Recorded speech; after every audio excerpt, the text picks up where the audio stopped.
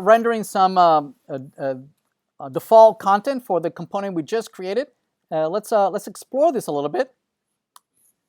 So this course list component, as I mentioned earlier, right? We can declare here any state variables, right, that can then be referenced on the HTML side. So, for instance, we can declare a title variable and say that this is course list component, right? And any variable that I declare as a class variable, right, will be readily available at the HTML side. So on the HTML side, right, I can blow this away,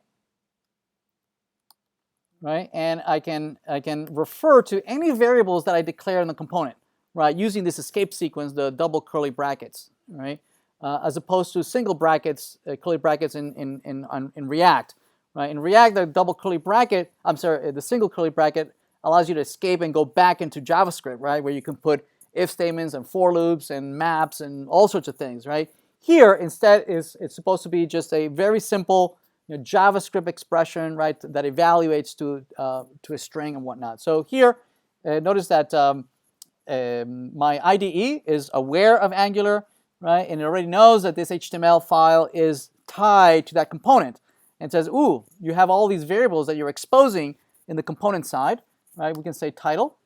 If we save that, right, notice that the component right now renders whatever I had in there, right? I can style it. I can say h1. Oops. Right, so I have a course list component. Everybody okay? Right. Not only can I have static content, but I can have lists. I can have things that I can dynamically render. Let's take a look at that.